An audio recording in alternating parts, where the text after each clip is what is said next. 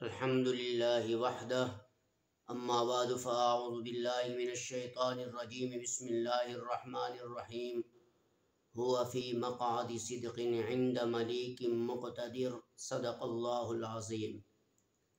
میرے عزیز بھائیوں اور بزرگوں، نوجوان ساتھیوں، مؤرخین نے زہز الریاض میں علامہ ذوالنون مصری رحمہ اللہ تعالی عنہ کے حوالے سے ایک واقعہ لکھا ہے کہ ایک مرتبہ حضرت ذوالنون مصری رحمہ اللہ تعالی عنہ بیت اللہ کے اندر جب طواف کرنے کے لیے پہنچے تو بیت اللہ کے ستون کے ساتھ ایک برہنہ مریض کو دیکھا جو ننگے سر اور کپڑے اتارے ہوئے اپنی بیماری کے ساتھ کبھی ادھر کروٹ بدل رہا ہے کبھی ادھر کروٹ بدل رہا ہے۔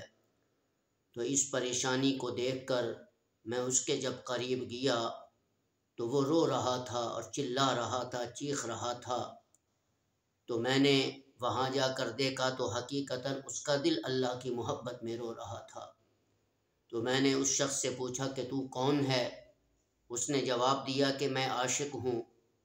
تو اس مریض نے پھر کہا کہ تو کون ہے جو مجھ سے پوچھ رہا ہے؟ میں نے کہا میں بھی تیری طرح ایک عاشق ہوں جو اللہ کی محبت میں مارے مارے پھر رہا ہوں۔ تو جب میں نے جواب دیا تو اس نے میرے جواب کو جب سنا تو فوراً سن کر زار و قطار رونے لگ گیا۔ تو میں کیا دیکھتا ہوں، اچانک اس نے روتے ہوئے ایک چیخ ماری، یہاں تک کہ اس کی روح قفس عنصری سے پرواز کر گئی اور اس نے اپنی جان اللہ کی محبت میں اسی وقت اللہ کے گھر میں دے دی۔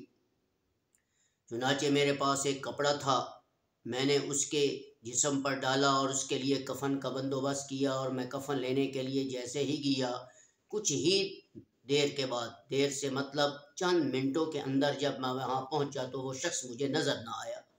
میں حیران ہو گیا کہ ابھی تو میں اس کو یہاں چھوڑ کر گیا تھا، چند منٹوں کے اندر یہ شخص کہاں پہنچ چکا ہے، کہاں چلا گیا؟ وہ تو مر گیا تھا، کس نے اٹھایا اس کو؟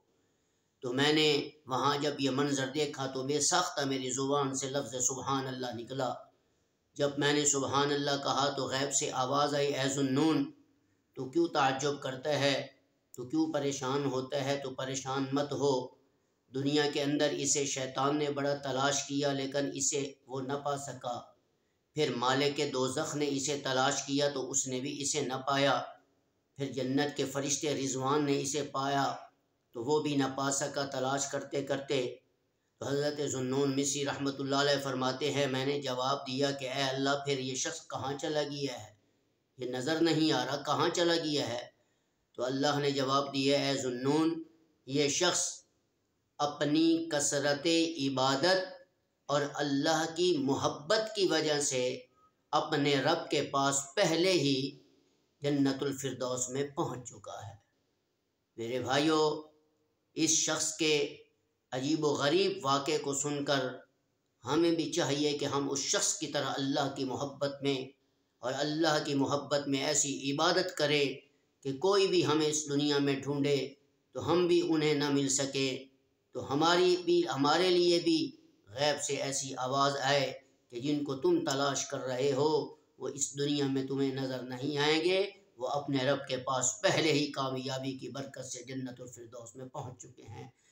میرے بھائیوں، حقیقتاً یہ بات یاد رکھ لیں، حق حق ہوتا ہے اور حق سچ ہوتا ہے۔ جو اللہ نے فرمایا وہ سچ فرمایا، جو نبی نے فرمایا وہ سچ فرمایا۔ اس لیے جنت کو حاصل کرنا ہے، جنت کی نعمتوں کو حاصل کرنا ہے، پھر دن اور رات دنیا کو چھوڑ کر اللہ کی محبت میں زندگی گزارے، پھر ایسی محبت اللہ بھی ہمیں عطا فرمائے گا جیسی محبت اس مرنے والے شخص کو اللہ نے اپنی عطا فرمائی ہے۔ السلام علیکم ورحمۃ اللہ وبرکاتہ۔